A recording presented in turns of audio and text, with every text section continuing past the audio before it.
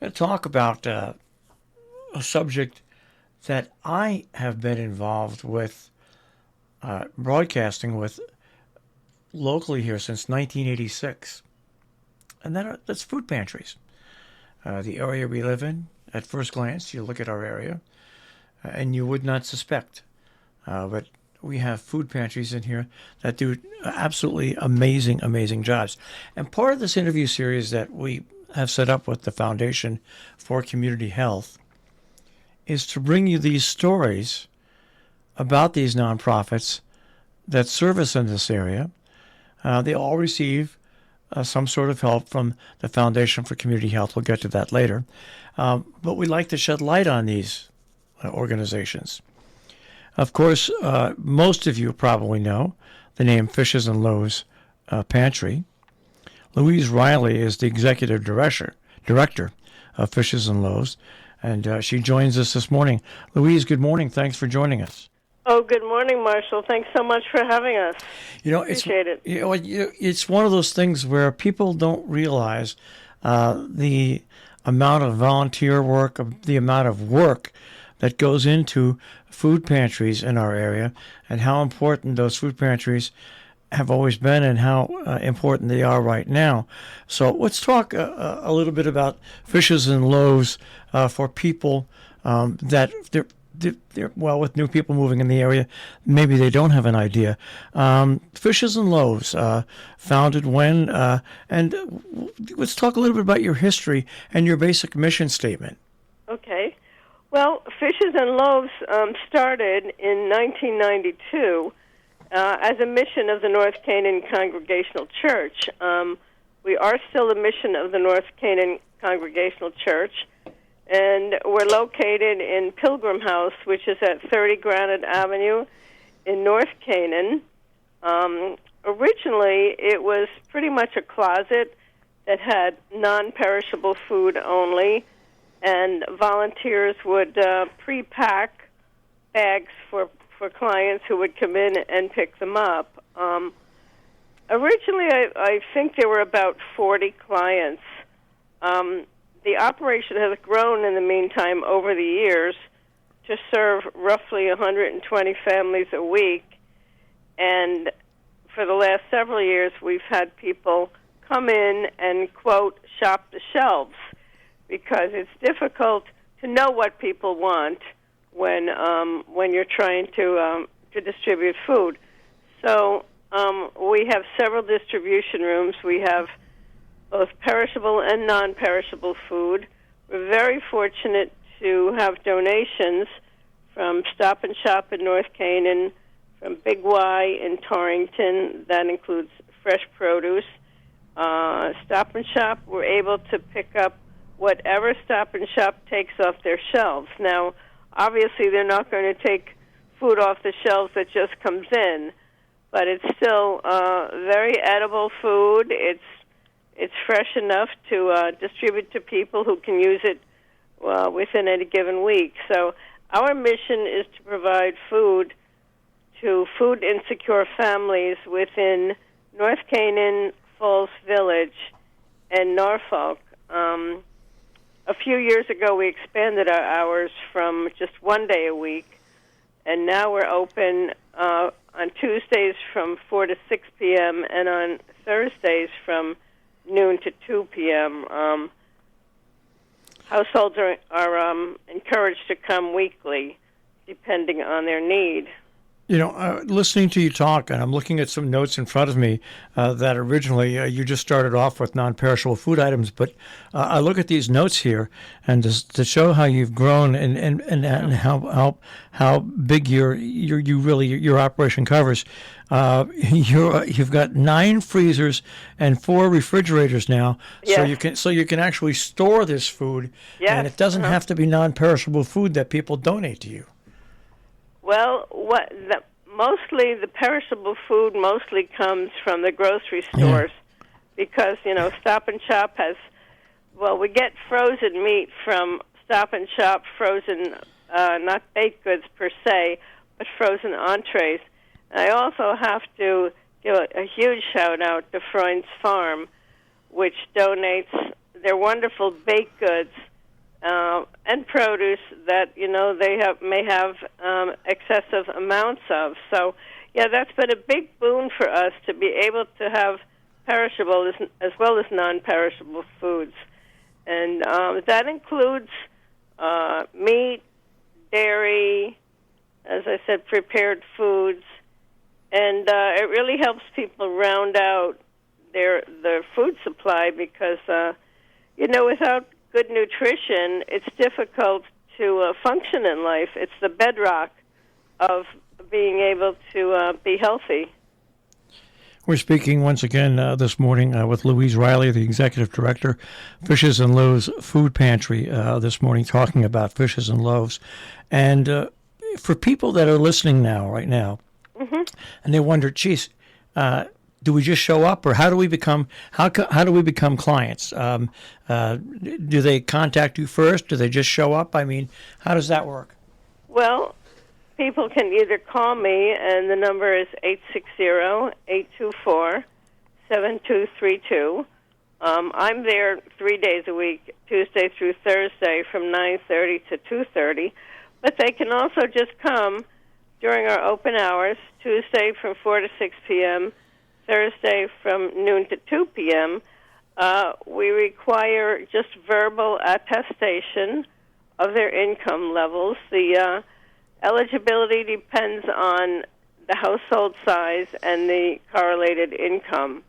The level is set at 235% of the poverty level the federal poverty level, and of course we have numbers for that. But just to give you an example, a household of one person can earn up to roughly $20,000 to qualify for food assistance, and a household of two people, roughly $30,000, and it goes up from there all the way to a household of 8 people, which I believe, I don't have the numbers with me, sorry, can earn up to $80,000. And the reason being that we receive a lot of food from the Connecticut Food Share, the food bank. So those are the government, guidelines, if you will, that allow for people to receive food from those state and federal funded programs. Now, while I'm talking to you and find out all about this, you must have a dedicated group of volunteers, because it is not easy packing, storing, and then distributing the food. It's not.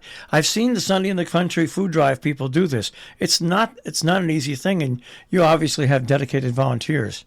Well, I tell you something, Marshall. It's amazing to me because we have only about 6 steady volunteers who do all of this work, and frankly, they are there.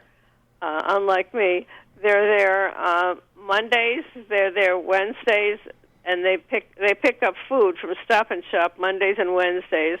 They stock the shelves, and then they have to put out all of the food. We put, the meat and the various other non-perishables on a big table, and then they stock the shelves on the perimeter of the room and put out the baked goods.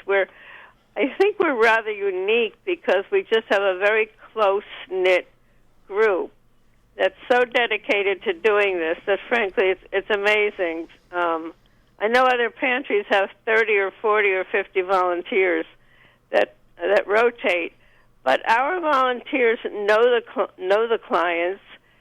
They try to cater to their individual needs. We do pack boxes and bags for homebound clients. We deliver roughly 15. And in that case, they have to make up the boxes or the bags because people can't come in. So we know who likes what. We know who's a diabetic and don't give them anything, with sugar. We know who doesn't eat beef. And so our volunteers really go out of their way to customize the food. And what I think about it, this is great, Louise, is that it's also set up like a supermarket. It is, actually, and I post on Facebook. I try to post most weeks because we've gotten the most amazing produce, especially this year.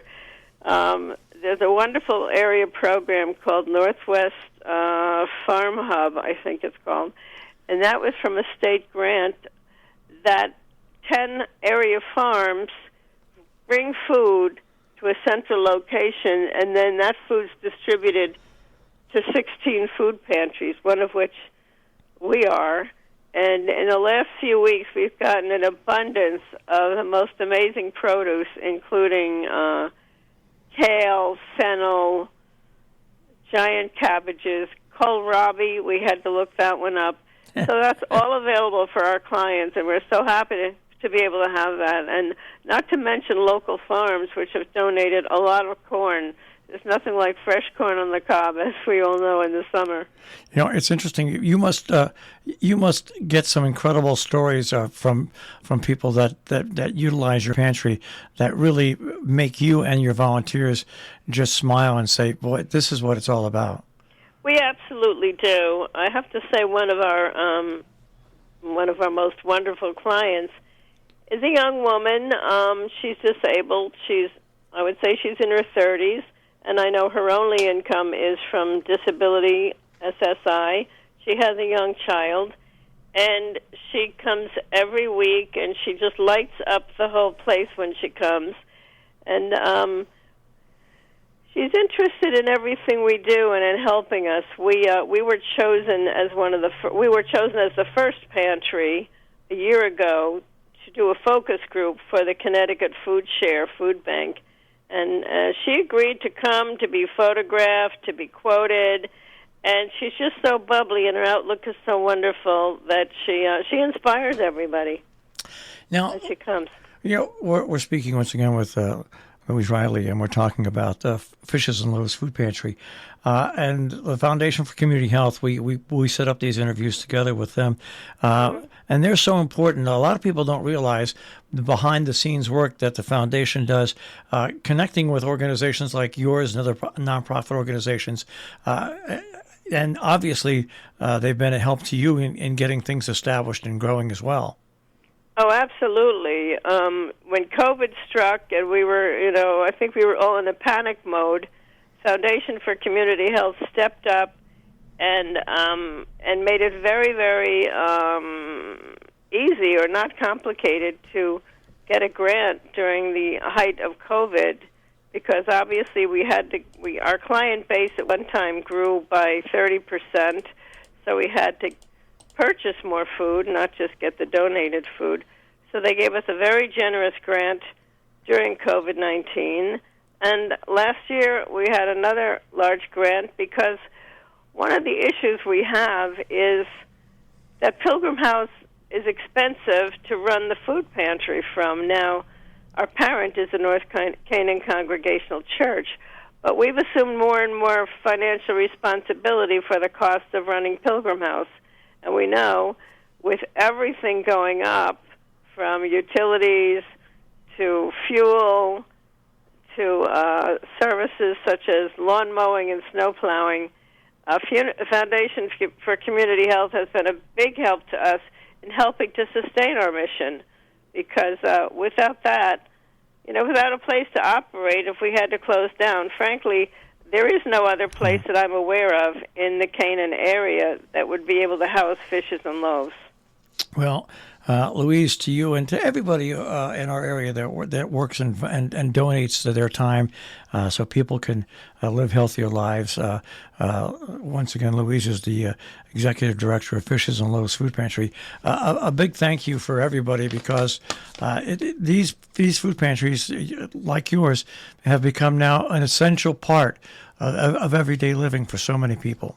Well, they are, and we have people, obviously, that come every week. And if I may just tell you, we do have a website if anyone wants to go and look, Fishes and Loaves, northcanaan.org.